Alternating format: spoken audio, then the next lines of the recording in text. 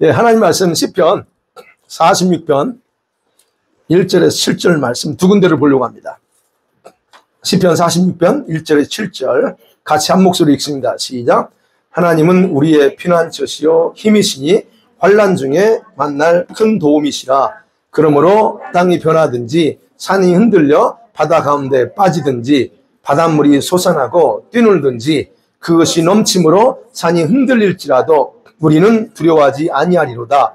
한 시내가 있어 나누어 흘러 하나님의 성 곧 지존하신 이의 성소를 기쁘게 하도다. 하나님이 그 성 중에 계심에 성이 흔들리지 아니할 것이라. 새벽에 하나님이 도우시리로다. 문 나라가 떠들며 왕국이 흔들렸더니 그가 소리를 내심에 땅이 녹았도다. 만군의 여호와께서 우리와 함께 하시니 야곱의 하나님은 우리의 피난처시로다. 아멘.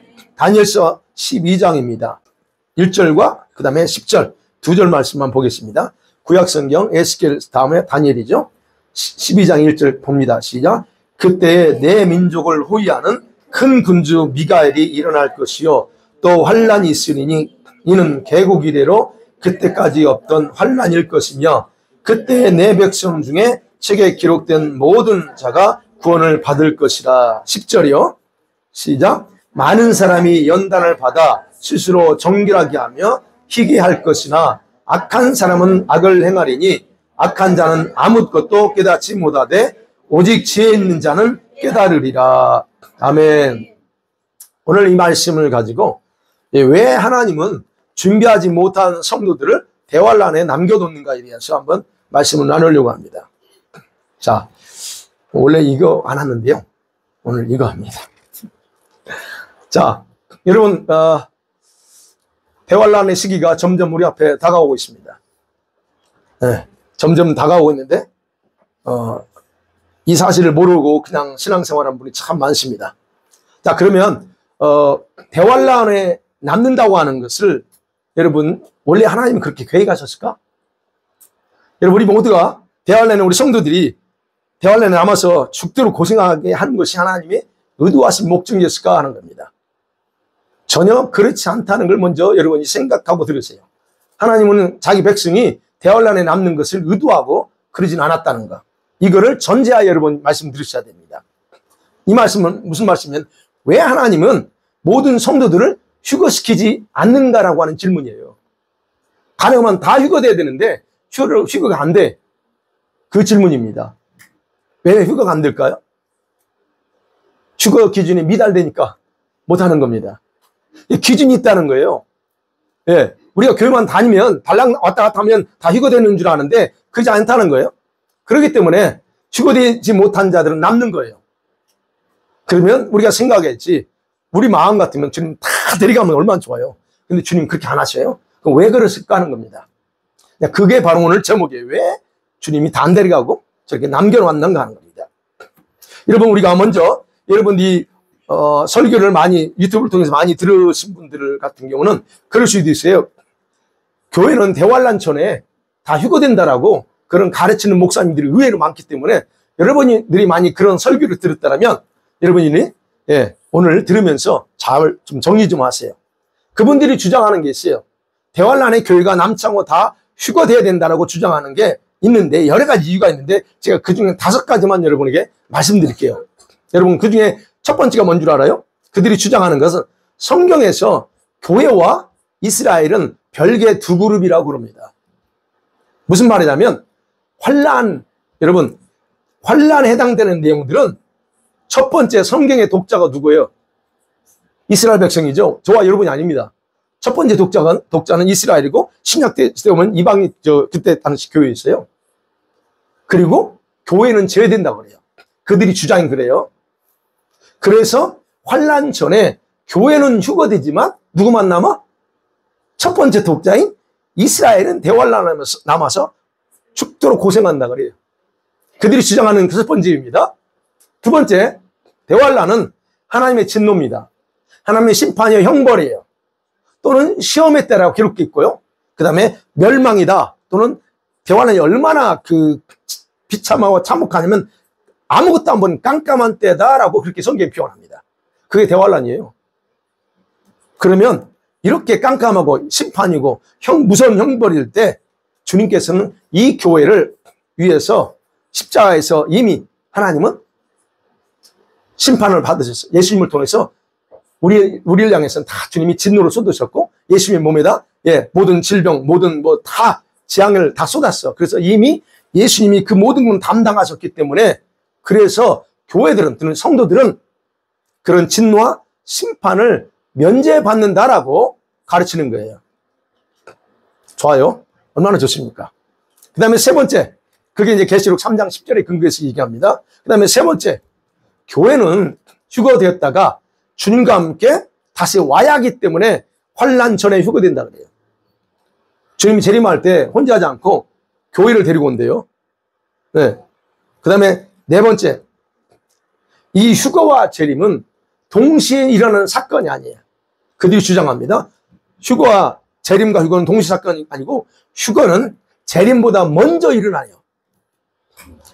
왜 그렇게 생각하냐면 여러분, 우리 성도들이 휴거될 때 공중으로 올라가잖아요. 이게 휴거되고 재림은 뭐예요? 재림은 주님이 지상으로 오는 게 재림이야. 아주 그렇게 하죠. 그러니까는 교회는 먼저 올라가야 돼. 휴거돼야 돼. 그리고 성도들 데리고 오니까요. 그게 네 번째고, 그 다음에 다섯 번째가 계시록 4장 4절이나 24절에 보면, 성경 계시록에 보면 24장로들이 나오죠. 그죠? 보좌 앞에 쭉 24장로들이 있습니다. 근데 그 24장로가 누구냐? 그거는 이 전 세계에 존재하는 교회의 대표자들이에요. 그들이 해석은 그래요. 교회 대표자들이에요. 근데 그들이 어디 있어요, 지금? 어디 있어, 그 계시록에? 하나님 보좌 앞에 있어요. 그렇기 때문에 그건 뭘 의미하느냐? 아, 교회를 대표하는 24장로들이 아버지의 보좌 앞에 있는 건 결국 교회가 환난 전에 휴거됐다라고 하는 것으로 해석하는 거예요. 자, 그러니까 교회는 환난 당하지 않고 휴거된다라고 강조하는 겁니다. 자, 이렇게 그들이 5가지 주장하는데 더 있어요. 그렇지만 제가 5가지를 요약했습니다. 그럼 만일에요, 이들의 주장이 맞다면, 잘 생각해 보세요. 이들의 주장이 맞다면 지상의 교회들은 왜 지금도 또 지금까지 환난과 박해를 받아와야만 하는가? 초대교회 때 왜 그렇게 많이 박해받고 순교했고 지금 우리 역사적으로 흘러갔을 때 바뀌었을 때에 왜 그렇게 많은 사람들이 교회가 박해받고 죽어야 되냐 하는 거예요. 초대교회 성도들이 로마 황제들에 의해서 왜 그렇게 심한 박해를 받으면서 순교를 당했어요? 그럼 왜 그랬을까요? 환난이 끝났는데, 그런 환난 박해 이미 예수님이 다 감당했으면 우리에게는 없어야 되는데 왜 그들은 그렇게 목숨을 내걸고 그렇게 했어야 되냐는 거예요. 베드로가 베드로전서에서 말해요. 왜 시험과 환난 속에서 소아시아 교회 성도들이, 이제 우리가 베드로전서 봤잖아요. 전후서 편지 썼잖아요. 편지 쓰면서 뭐라고 그래요? 베드로전서 1장 6절 7절 그러잖아요. 너희가 이제 여러 가지 환난을 당하나 그것들이면 잠깐 근심할 수 있지만 그러나 오히려 더 기뻐한다. 왜요? 너희 믿음의 확실함이 뭐냐? 불로 연단하여도 없어질 금보다 더 귀한 믿음으로 그 환난을 통해서 만들어져. 그래서 예수님이 재림하실 때 그 믿음을 보시고 주님이 칭찬하고 영광과 존귀를 얻게 하려고 그렇게 얘기해요. 그럼 왜 우리의 믿음이 그 환난을 통해서도 확실한 불로 연단하는 것처럼 더 주님이 기뻐하는 믿음으로 바뀔까 하는 거예요. 아니, 그러기 전에 데려가야죠.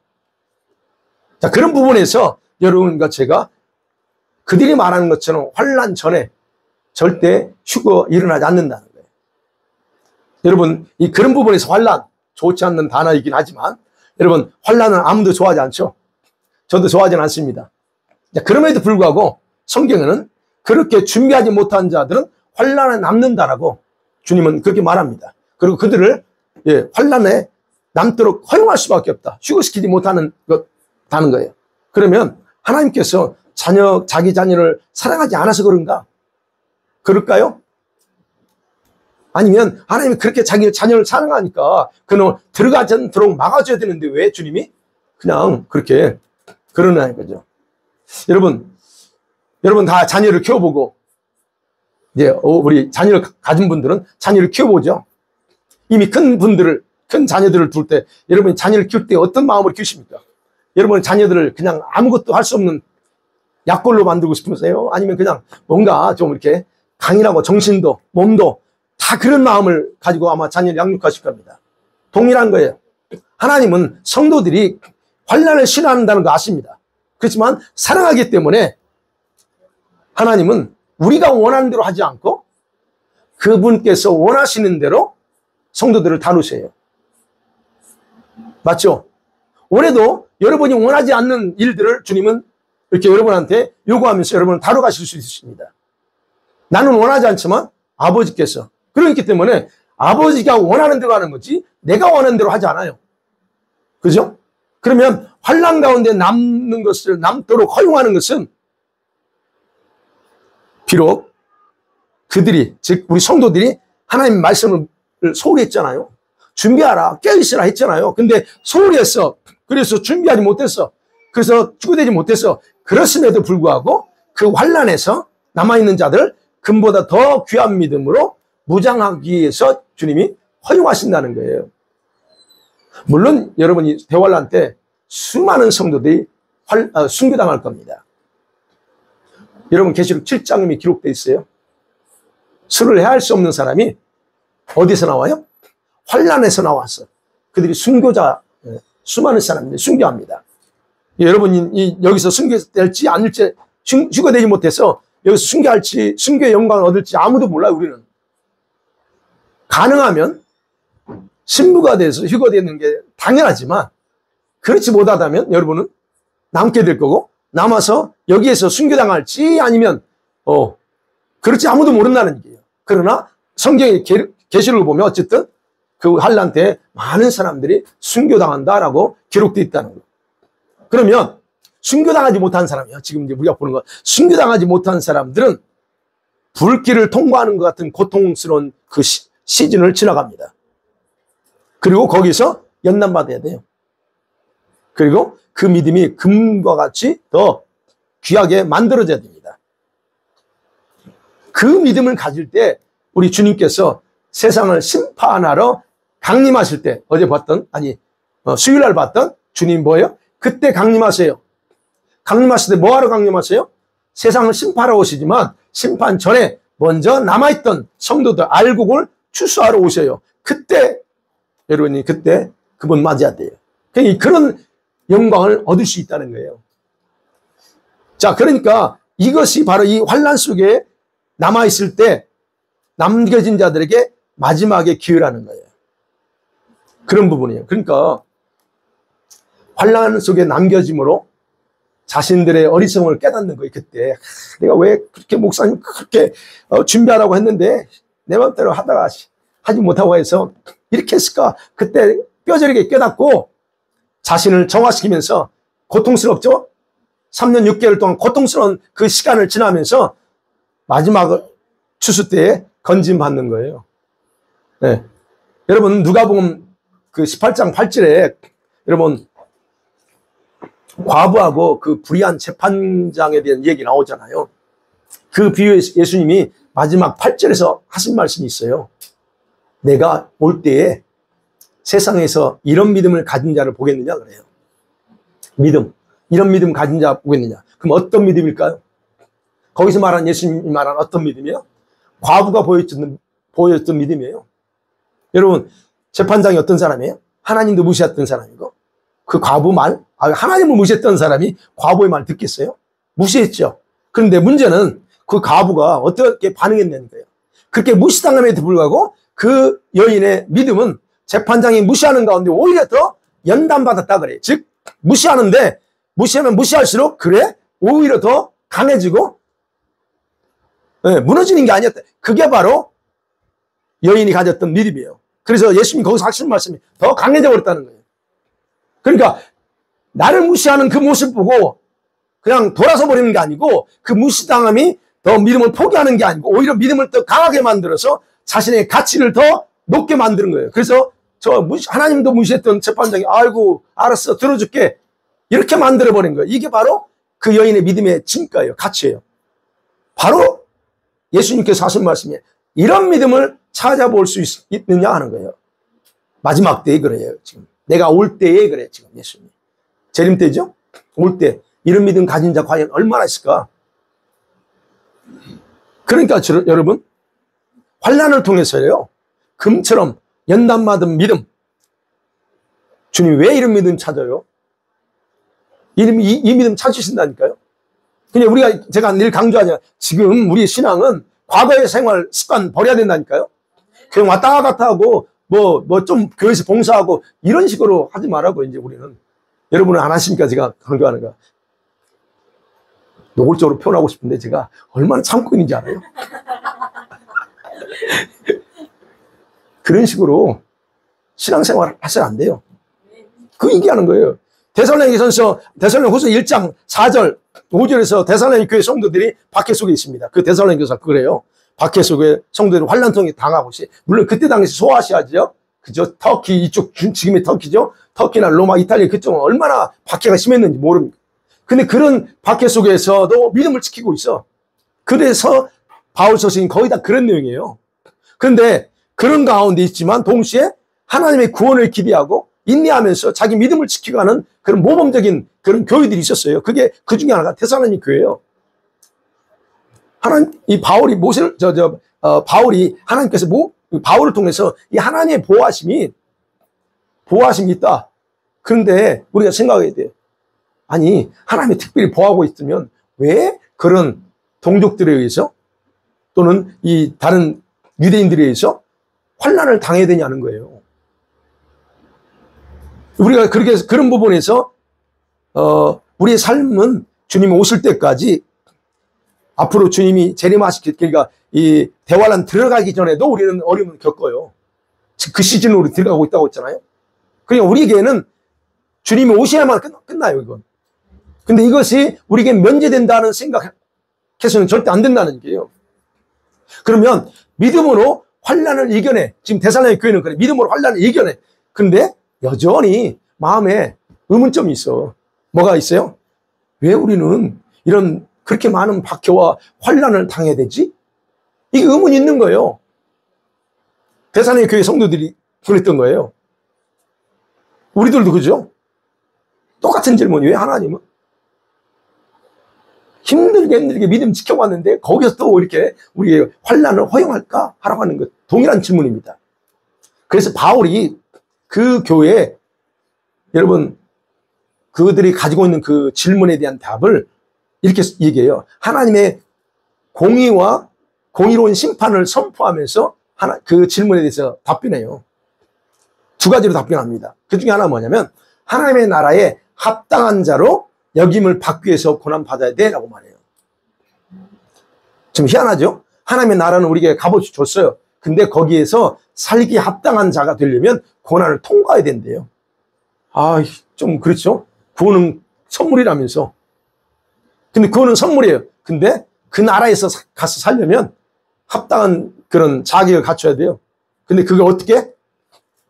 이런 이 세상에 살면서 우리 육신을 가지고 사는 동안은 이런 과정을 거쳐야 돼. 왜? 여러분 이 땅은 그래서 훈련 장소라고 얘기하는 거예요.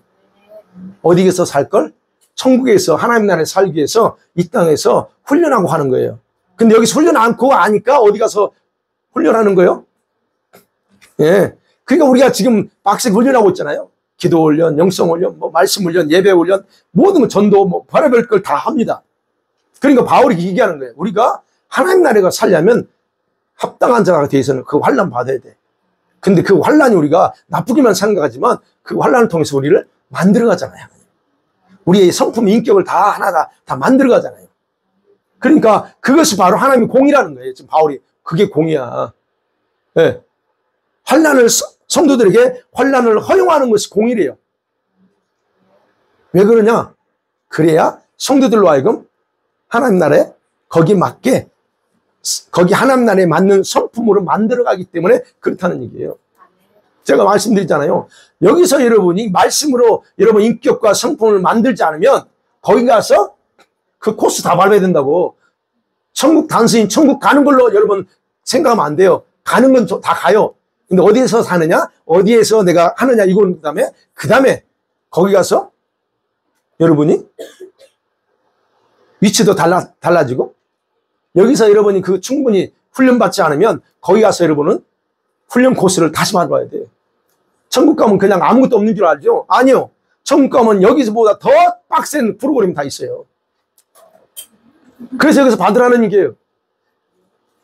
그러면 어떤 사람들이 적어도 그 훈련을 여기서 그 훈련을 받았다고 하는 증거를 뭘로 하느냐? 흰옷 입어야 해요. 일단 흰옷 입는 거예요.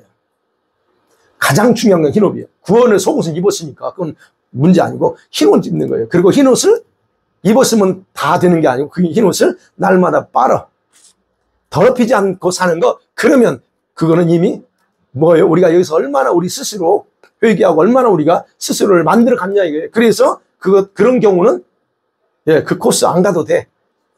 이게 바로 이런 게 있다는 얘기예요. 그러니까 여러분, 제가 합당하게 만들어져야 돼요. 환란. 그게 공이라는 거예요. 그래서 환란 속에서 내가 하나님 나라에 합당한 자인지 아닌지를 분별하는 거예요. 그게 일종의 합격자, 불합격자, 이거를 구분하는 과정이 환란이다. 뭐 여기서 마찬가지야. 환란 당할 때 자기 믿음 드러나잖아요. 아, 진짜인 줄 알았더니 아무것도 아니었네. 이게 스스로 알잖아요. 아, 내 믿음 가짜였네. 알잖아요. 주님도 마찬가지입니다. 그 다음에 두 번째, 하나님의 공의는 성도들로 하여금 그 환란을 받게 하는 자들에게는 환란으로 다시 갚아줘 하는 겁니다. 자꾸 우리를 받게 힘들게 해요. 그러면 그들에 대한 우리는 생각을 어떻게 해요? 좀 못된 놈들 그러는데 그게 아니다. 그들은 너를 위한 도구야. 그 대신 걱정하지 마. 환란을 나한테 힘들게 하는 주님이 대신 갚아줘. 그게 하나님 공의라는 거예요. 그래서 말하는 게 데살로니가전서 1장 9절에 보면 주님이 언제 갚아줘요? 재림할 때. 재림하실 때 다 갚으세요. 그리고 합격자들에게는 하나님 나라에서 안식하도록 갚아주시는 거, 그게 하나님의 공의라는 겁니다. 그렇기 때문에 주님께서 우리 성도들이, 준비하지 못한 성도들이 환난권에 남겨지는 것은 불행이 아니고 하나님의 공의의 표시다. 우리 성도들을 위해서 그렇다 하는 거예요. 그래서 여러분, 환난은 우리 저와 여러분 같은 성도들을 하나님의 온전한 백성으로 만들어가는 데 있어서 최고의 훈련 코스예요. 오늘도 오늘 24년도 살아가면서 우리가 환난 받지 않고 훈련되면 돼. 우리는 다 고난과 환난을 싫어합니다. 그렇다면, 그러기 싫으면 뭘로 받아요, 여러분이? 말씀대로, 말씀으로 훈련 받으면 환난 안 와. 그렇게 안 하니까 하나님 환난 주는 거예요. 어려움 주는 거예요. 그럼 어떻게 해야 돼요? 제가 하라는 대로 해요. 제가 그거 가르치자는 그걸 여러분에게. 어떻게 하라고? 말씀대로 살고, 기도하라고. 간단해, 답은. 간단해. 근데 이제 그거 속에 이제 디테일하게 들어가야 되지만, 세상의 욕심, 정욕, 이거 끊고 가야 돼. 그렇지 않으면 여러분 쉽지 않아요. 제가 여러분에게 내가 가르치는 걸 하나요? 저는 성경 그대로 가르쳐요. 여러분한테 이렇게 하시라고. 그러죠? 그러니까 제가 가르친다는 게 저의 사상을 가르치는 게 아니고, 오해하시면 안 돼요. 여러분, 저는 이 말씀대로 하라고 내가 가르치지, 저가 아는 걸 하라고 하는 게 아니에요. 그러니까 여러분이 방법은 그렇다는 거예요. 네. 그래서 생각해야 돼요. 이제 조금 이해가 되세요? 왜 하나님이 준비되지 못한 데를 남기시는가? 그 다음에 또 하나 세 번째로 생각해야 될게요. 오늘 다니엘서 12장 10절이에요. 많은 사람이 연단을 받아 스스로 정결하게 되고 희게 돼요. 왜 하나님이 이 대환란 가운데 준비하지 못한 자를 남겨놓느냐는 거예요. 마지막 때에 여러분, 적그리스도의 세력들에 의해서 받게 될 환란의 기간은 얼마예요? 기간이 3년 6개월입니다. 7년 아니에요. 착각하지 마세요. 3년 6개월이에요. 성경 어디에도 7년이라는 말 없어요. 3년 6개월이에요. 그럼 이 기간은 하나님께서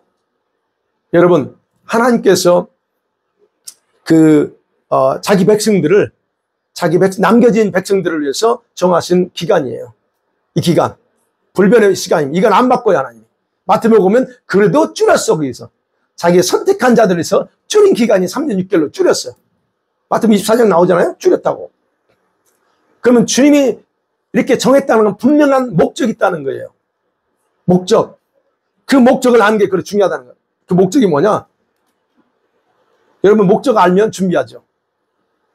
여러분이 왜 하나님 나를 이 마지막 때에 살게 했지? 이걸 안다면 여러분 스스로 준비할 수 있어요. 근데 그걸 몰라. 여러분 제가 이렇게 아는 것 같은데 여러분 제가 얘기하면 아는 것 같은데 이게 듣는다고 해서 아는 게 아니에요. 어떤 사람이 알아요? 때라는 거라고 본인 스스로 그렇게 준비하는 사람이 진짜 아는 사람이지 지금 마지막 때래 이렇게 들어가지고 아는 걸 아는 거로 말하지 않아요? 무슨 말인지 아시죠? 네. 그러면 보세요. 내가 이 마지막 때 왜 주님이 이걸 알겠는가에 대한 목적이 분명하다. 준비다. 그렇다면 여러분 왜 대환란에 남겨두셨나 하는 것에 대해서 그 부분을 목적을 알아야 돼요. 그게 오늘 10절이라는 거예요. 이 기간은 물론 이제 다니엘서는 보면 유대인들이에요. 유대인들에 대한 부분에 대해서 나오기로 합니다. 근데 여기 보면 이 기간은요 유대인들에만 있는 환란이 아니고 우리 이방인인 저와 여러분들 다 이게 해당되는 기간이에요. 그죠? 그러면 이 환란 기간에 일어나게 될 중요한 두 가지 사건이 있어요. 두 가지 사건. 그게 바로 오늘 12장 1절에 보면 유대인들이에요. 유대인 중에서 남은 자들이 구원받는 것에 대해서 12장 1절에서 말해요. 미가엘이 그죠? 그때 내 민족을 호위하는 큰 군주 미가엘이 일어날 것이요 큰 환란이 있을 거다. 이는 개국 이래로 그때까지 없던 환란이고 그때 내 백성 중에 책에 기록된 모든 자가 구원받아요. 자 여기서 보죠. 여러분 각 나라마다 각 나라를 지키는 하나님 보낸 대천사들이 있습니다. 이 캐나다를 대표하는 천사가 있어요. 한국을 위한 것도 있고. 그럼 이스라엘을 담당하는 천사는 누구예요? 여기 나옵니다. 미가엘이에요. 미가엘 천사가 아크엔젤입니다. 최고의 어떤 그런 그 계급에서 최고의 그런 가비르도 마찬가지고 그런 천사입니다. 근데 그 천사가 캐나다를 담당하거나 우리가 열심히 기도한다고 하는 한국을 담당하는 천사가 아니에요. 미가엘 천사는 이스라엘 담당하는 천사예요. 그럼 이스라엘 무시하면 안 돼요. 근데 우리는 너무 이스라엘을 너무 얕게 보는데 아니 지금 우리가 아까 찬양하는데 갑자기 그런 생각 하나님이 어떤 하나님이냐? 우리는 우리 하나님이라고 말하는데 성경에서는 우리 하나님이라고 말하잖아요. 이스라엘의 하나님, 아브라함의 하나님. 어디 하나님이 그분은? 저쪽이에요. 근데 우리가 지금 하나님의 사랑을 받고 은혜 받고 구원받았기 때문에 독단적으로 다 하나님을 다 내 거로 만들어. 아니 성경에서 그렇게 말하고 있지 않다. 자, 그러니까 보세요. 오늘 12장 1절에 그래요. 이스라엘을 지키고 있는 전사장은 미가엘이에요. 그럼 얘기하는 거예요. 근데 그때 대환란 가운데 잠자고 있는 유대인들이 깨어난대요. 깨어나서 예수 그리스도를 영접하는 축복의 기간이 바로 대환란이에요. 예. 그냥 불행한 것만 아니에요. 주님이 어떤 그런 환란 속에서 그들을 잠자고 있으니까 그냥 강력한 펀치를 날려가지고 야 정신 차려 하고 하는 거예요. 그 다음에 두 번째 이방인이에요. 우리 이방인 교회들 모든 성도들이 권세가 깨져요. 이때. 그래서 7절에도 말했죠. 한때 두때 반때 성도의 권세가 다 깨지기까지 예, 성도가 권세 깨집니다. 성도들의 권세가 뭐예요? 이거는 성도들의 권세는 한 개, 하늘과 땅을 다스리는 권세를 우리가 너무 잘 아는 거. 자녀됨의 권세, 우리가 하나님의 자녀됐죠? 예, 그 자녀됨의 권세는 다 박살납니다. 여러분이 그때에, 우리 환란 때에, 나 하나님의 자녀야. 찍소리 못 합니다, 그때 가서. 여러분들이 나에게 하나님이 하늘과 땅을 다스리는 권세 줬어 하면서 해보세요. 너는 그 즉시 죽습니다. 그 대환란 때는 그렇다는 거예요. 그때는 어디로 가야 돼? 다 숨어야 돼요. 죽기 싫으면. 근데 그러니까 바로 그거예요. 그 권세에 있는데 아무것도 이게 표현할 수가 없어. 그런 상황에 영광의 왕을 예배하고 우리가 그랬잖아요. 경배해야 될 권세가 있는데 그것들을 아무것도 할 수 없는 사람. 공개적으로 여러분 예배 모이는 거예요. 이런 모든 것이 박살나. 그게 3년 6개월이야. 네. 성도들이 저와 여러분이 아무것도 할 수 없는 때 근데 중요한 건 아무것도 했을 때 희망이 없어 보이잖아요. 그런데 하나님께서는 성도들에게 남아있는 그 성도들에게 반드시 하고 싶은 일을 그때 하셔요. 중요한 건 그게 바로 오늘 이제 10절 말씀이에요. 계시록 12장 6절을 보면 하나님이 그때 뭐 하시냐? 하나님이 직접 성도들을 양육한다 그래요. 그 남아있는 그냥 준비하지 못하고 순교당하지 못했지만 남아있는 성도들 향해서 하나님이 그때 양육합니다. 계시록 12장 6절 이미 말씀드렸어요. 또 하나, 3년 6개월 동안 환란, 여러분, 그들이 왜 그런 거래요? 환란 전까지, 즉 휴거되기 전까지 이런 가르침을 무시했기 때문에 그런 거예요. 그건 분명한 거예요. 무시했기 때문에. 그러면 이 3년 6개월이라는 기간 동안은 인텐시브 코스입니다. 그때 트레이닝 시키는 거예요. 그때. 그 다음에 오늘 10절 나오는 것처럼 성도들이 입고 있는 더럽혀진 옷을 희게 하는 시간이에요. 여기에 지금 많은 사람이 연단마다 희고 정결하게 되는데 make white입니다. 희게 되는 거예요. 그 다음에 연단마다 정결하게 돼요. purify 하는 시간이에요. 그 다음에 뭐라고 그랬어요? 성도들이 보면 불순물 여기 있죠? 정결하게 하고 희게 할 것이고 악한 사람들은 악을 행하리니 악한 사람 악을 행하리니 악한 자는 아무것도 하지 못하되 오직 지 있는 영 깨달으라. 근데 영어 성경을 보면 거기에 보면 refine이라는 단어가 있어요. 예, white, make white, purify and refine입니다. 지금 무슨 말이에요? 불순물을 제거하는 시간이라는 거예요. 그 시간이 이런 3년 6개월 동안에 바로 이것이 환란 속에서 성도들을 양육하시는 것이 하나의 비밀이에요. 이게 이미 약속해 놨어요. 그러니까 결국 뭐예요?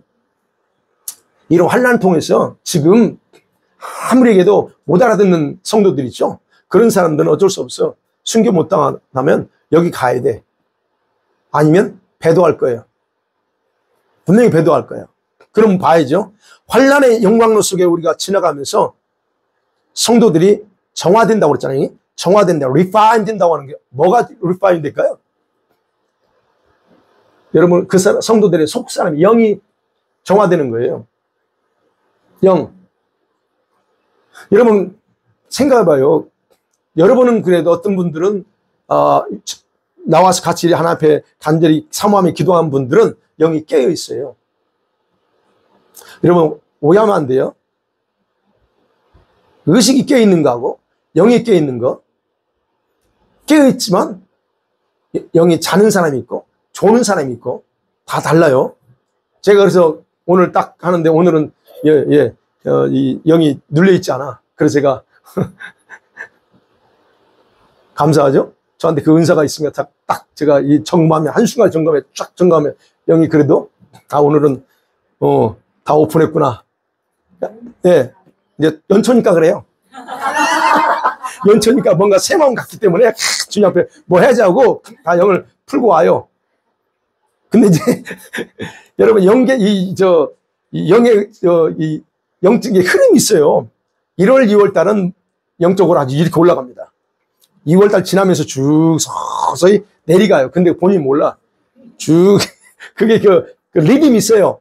영의 세계에 리듬이 있어요. 근데 그걸 전혀 인식을 못 하는데 1월 달은요. 12월 달, 2월 달은 1월 달은 최대로 올라갑니다.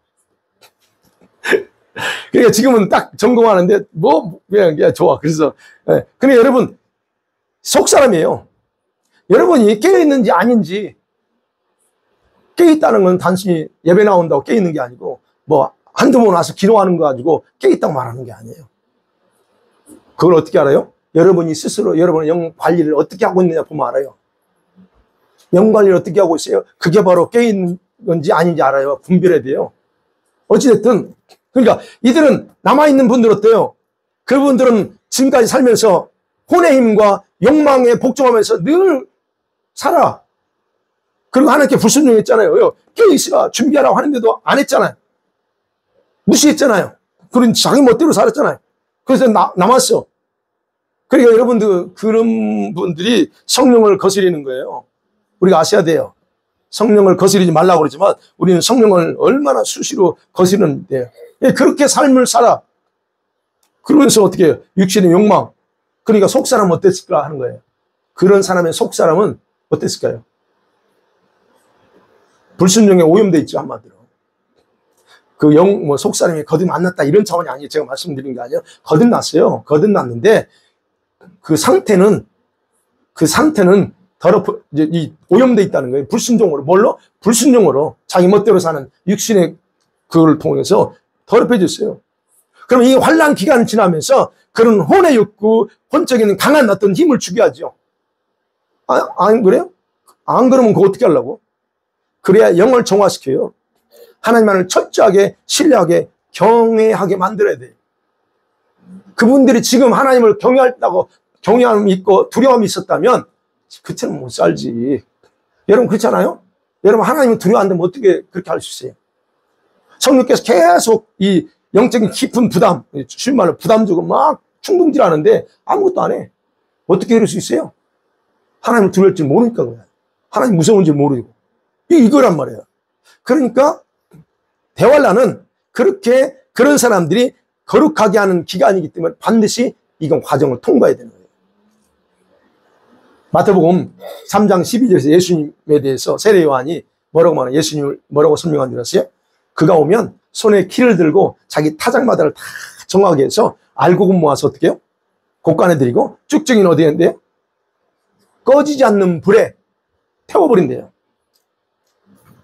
세례 요한은 지금 이 말씀 무슨 말씀이냐면 예수님이 초림의 역할과 재림의 역할 두 가지를 얘기하시는 거예요. 예수님이 초림의 역할이 뭐였어요? 성령과 불로 성도들에게 세를 준대요.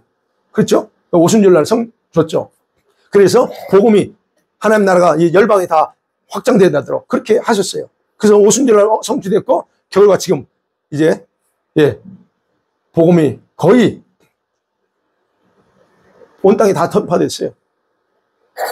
얼마 남았어요? 몇 부정 남았어요? 인터십에서 그 통계를 잘 가지고 있어요. 거의 끝났어요. 제가 볼 땐 거의 끝났어요. 예전에 말씀드렸죠. 위클리프에서 성경 번역하는 위클리프에서는 사실 22년에 전 세계 부족들에게 언어가 다 영어로 번역된다고 그랬어요. 그 나라 언어로. 그러면 이미 복음이 들어갔다는 얘기예요. 그러면 우리가 거의 뭐 99%로 다 전파됐다고 봐야 돼요. 그러면 이 초림의 역사는 거의 이렇게 끝났어요. 그러면 재림의 역할이 있어요. 재림의 역할이 뭐예요? 손에 키를 대요. 손에 키를 들고, 키가 뭐예요? 팬입니다. 우리가 알죠? 들고 타작마당을 불어. 팬이에요. 팬으로 딱 하면서 알과 쭉정이를 날려서 분리시켜요. 이게 뭐예요? 예, 심판입니다. 그러니까 이런 중요한 것은 이런 일을 하시는데 지금 그 대상이 누구예요? 교회예요. 즉 우리 하나님 백성들이야. 그러면 알곡과 쭉정이가 어디 있냐 지금? 세상에 있는 게 아니에요. 교회 안에 있어요. 그죠? 그러면 주님께서 바로 이런 일을 하신다는 거예요. 어디에서? 교회에서부터. 그래서 거기서 보면 자기 타작마당은 세상이 아니고 교회입니다. 세상에 뭐 악한 자들이지 그 뭐 뻔한 거죠. 그러니까 여러분 현대 교회와 예수 믿는다고 하는 사람들이 모두 동일하게 같이 다 어우러져서 교회 안에서 예배 드리고 있잖아요. 그러니까 누가 진짜인지 어느 교회가 진짜 교회인지 분별이 안 돼. 그래서 목회자들도 속아요. 성도들도 속고. 그러니까 내가 그냥 다니는 교회가 진짜면 좋은데 아니면 어떻게 할게요? 그러니까 분별 못 한다는 거예요. 그거를. 자, 그러니까 주님이 대환란이 시작되기 전에 있게 될 그런 박해 또는 이 추수 때는 바로 섞여 있는 알곡과 쭉정이를 구별하게 돌리는 팬과 같다는 거예요. 예수님의 그 하실 일 중에. 그러니까 결국 대환란에 남겨진 자들은 뭐예요? 신앙을 다시 새롭게 해야 돼요. 그 전에 우리가 해야 되지만 그렇다는 거예요. 그러면 이런 대환란에 남았습니다. 아이, 내가 준비도 못하고 순교도 못했어. 무서워 순교도 못했어. 그럼 남았어. 그럼 어떻게 해야 돼요? 우리 믿음을 어떻게 준비해야 되냐는 거예요. 어떻게? 오늘 본문의 말씀이 이겁니다. 오늘 본문이요. 시편 46편에 보면 우리에게 하나님께서 우리 어떤 걸 가지고 우리 어떤 그 믿음과 하나님에 대한 걸 가질까를 우리 가르쳐줘요. 예. 하나님이 어떤 분이냐? 여러분, 그걸 정확하게 이해하시면 됩니다. 하나님 어떤 분이냐? 하나님은 환난 때에 우리 성도들이 피해야 될 피난처요, 힘이래요. 1절에 그렇죠? 피난처의 힘이로 환난 중에 만날 큰 도움이래요. 그러니까 결국 환난이 있을 때 오직 하나님 외에 하나님만 의지하고 하나님께만 모든 걸 소망을 둬야 될 대상은 오직 하나님밖에 없다. 이런 부분에 대해서 정확하게 갖춰야 된다는 거예요. 10절에서 그렇죠. 하나님, 우리의 피난처는 하나님이야. 네. 하나님께서 환난 속에 남겨져 있는 성도들에 대해서 하나님은 여러분 가만히 안 계세요. 반드시 일하십니다. 그래서 이게 2절 땅이 변하고 산이 흔들리고 바다 가운데 빠지고 뭐 바닷물이 솟아오고 이건 해일이죠. 뛰놀고 이런 건 다 쓰나미 같은 거죠. 이런 것이 넘쳐서 다 산이 뒤집어지고 뭐 할지라도 그 상황에서 누가 살아남을 수 있어요? 그런데도 불구하고 뭐라고요? 두려워하지 말래요. 절대로 두려워하지 말라. 7절 그러죠? 7절 같이 한번 볼게요. 시작. 만군 하나님 여호와께서 예, 절대 두려워하지 말래요. 그분이 그렇게 위대하신 분이 원수가 아무리 죽을 때도 아우성 치고 소란 떠들고 열국이 막 향해 움직일지라도 두려워하지 마. 왜요? 하나님께서 한 번만 큰 소리로 호령하면 땅은 녹아버려. 그래서 문나라가 떠들며 왕국이 흔들렸더니 그가 소리를 내시며 하나님께서 한번 그냥 한마디 딱 했더니 그냥 모든 게 어떻게 해요? 녹아버려. 이게 바로 위대하신 하나님의 그분을 의지해야 된다는 거예요. 그러니까 걱정하지 말래요. 근데 이게 실감이 안 나. 그죠? 그래서 여러분이 한번 강력한 환란이 와야 돼. 그래야 그때 가서 하나님 이거구나. 근데 그러지 않아도 이 하나님을 믿으셔야 돼요. 철저하게 신뢰하셔야 돼요. 경험되지 못한 그런 상태라면 확실하게 말씀대로 붙잡아야 돼요. 우리가 경험되지 않으면 잘 안 믿어. 네. 자, 그래서 이런 환란 때 하나님 멀리 가 계시지 않습니다. 기억하셔야 돼요. 다 끝나가요. 멀리 안 계세요. 그래서 하나님 어디 계실까 할 때 4절, 5절 말씀이에요. 하나님이 성 안에 계십니다. 그곳이 어디냐? 하나님이 가장 높으신 거룩한 초소, 홀리 플레이스 오브 태버네클이에요. 하나님이 거하시는 성막입니다. 그게 어디예요? 물론 문자적으로 이스라엘 이 시를 쓴 이 내용에서는 예루살렘 성을 말합니다. 예루살렘. 근데 영적으로는 뭐냐? 교회 성도들이에요. 지금의 하나님이 어디 계세요? 그분은 보좌에 계시지만 그분이 계시는 거는 저와 여러분에 계셔요. 그럼 우리 영 안에 계신다는 그분. 영 안에 계신 분. 그래서 하나님께서 저와 여러분의 영 안에 계시기 때문에 그 저와 여러분 인식해야 될 거 흔들리지 말라는 거예요. 혼란 속에 있을 때요. 나 혼자가 아니다. 지존하신 그 하나님께서 계시는 곳이라면 절대 유동칠 필요 없다는 거예요. 이게 바로 여기서 가르치는 겁니다. 왜요? 강력한 힘의 소유자. 한마디면 모든 게 땅이 녹고 그냥 끝장내버리는 그런 그분이 어디 계세요? 내 안에 계신다는 거예요. 요한일서 4장 4절 그죠? 자녀들아 너희는 누구에 속했다고요? 하나님께 속하였고 또 그들을 이겼나니 이 원수들을 이겼나니 왜냐? 너희 안에 계신 이가 누구예요? 세상보다 세상에 있는 자보다 더 크심이라. 그 위대하신 분이 어디 계세요? 작은 이 심장 안에 계셔. 참 그죠? 위대하신 그분이 내 심장 안에 계시니까 그런 가운데 있을 때 흔들리지 말라는 거예요. 그러니까 여러분 아무것도 하나님 안 하는 것 같죠? 아니요. 안 하는 게 아니고 여러분들이 어떻게 반응하는가 바라보고 있는 것 뿐이에요. 그거 아셔야 돼요. 여러분 힘들 때요? 어떻게 반응하는가? 어떻게 결론 내려요? 여러분이 먼저 앞서서 결론 내리고 먼저 뭔가 해버려요. 그러니까 주님이 안 하는 거예요. 그럴 때 뭐 해야 돼요? 주님 뭐 하시는지 그분을 바라봐야죠. 그리고 물어봐야죠. 주님 이런 상황인데 어떻게 해야죠? 해야죠. 그래서 말합니다. 하나님이 일하세요. 여러분 자고 있을 때도 언제든요. 그 다음에 또 주님이 우리에게 위로하시면서 말씀하는 게 뭐라고 하냐면 그렇죠. 거기에 강이 하나 있대요. 강. 한 시내가 있어 하나님의 성을 이 강이 흘러갑니다. 시냇물이 흐르는 강줄기가 있대요. 어디에? 우리 안에. 우리 안에. 이 생명의 줄기가 어디에 있어요? 우리 안에 있다는 거예요. 그 강물이 여기서는 이제 장막에 이게 예루살렘을 얘기하지만 그걸 이제 영적으로 우리다. 그러면 우리 안에 이 생명의 강줄기가 흐르고 있어요. 어디 안에? 우리 영 안에 흐르고 있어요. 누굴 통해서요? 성령을 통해서 우리 안에 주셨잖아요.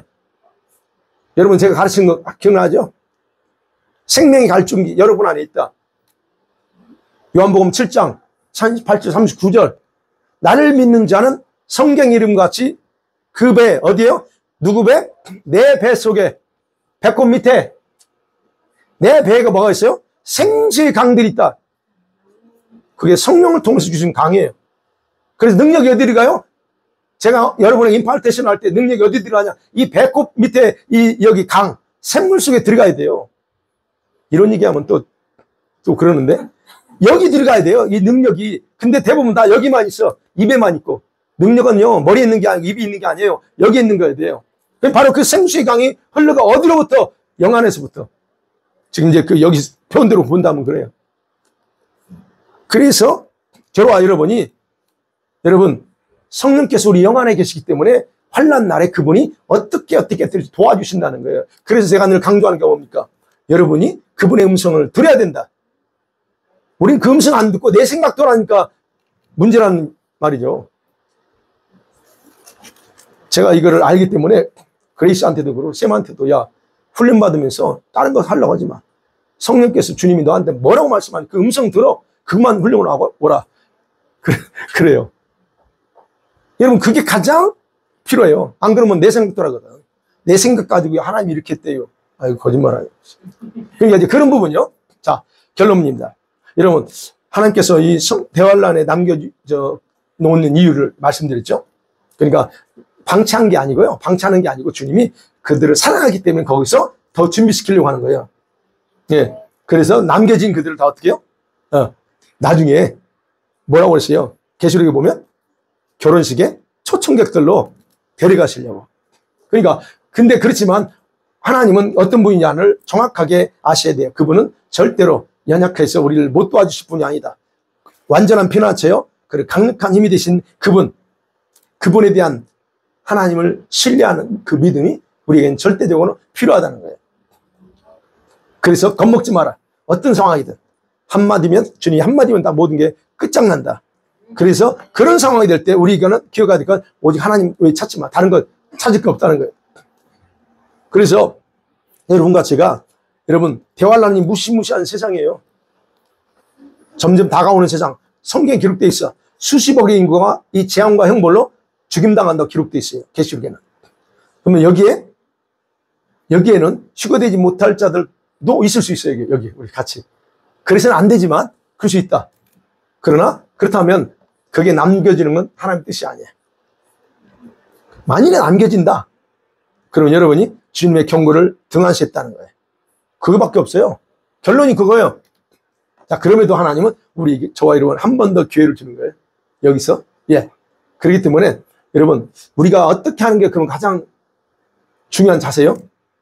자, 구원의 속옷 입었어요. 이건 걱정 없어요. 여러분, 구원의 속옷 입어서 그 다음에 뭘 입어야 돼요? 흰옷. 예, 여러분이 흰옷을 입어야 돼요. 겉옷이라고 성경에 겉옷을 입어야 됩니다. 근데 그 흰옷을 더럽히지 않고 항상 깨끗하게 만들면서 살아가야 돼요. 이것이 가장 중요해요. 이것만 하면 여러분은 괜찮아요. 여러분, 그래서 지금 여러분 어떤 거 선택할래요? 남을래요? 이거 하실래요? 여러분이 주님의 경고를 무시하고 안일하게 살든 아니면 정신 차리고 말씀과 기도로 여러분을 준비하든 그건 여러분 다 선택입니다. 어떤 걸 선택하든 여러분 그게 받게 돼 있어요. 그러니까 여러분 둘 중에 하나 선택해서 여러분의 삶에 이제는 어떤 재앙도 닥치지 않게 스스로 만들기 원합니다. 아멘. 아멘.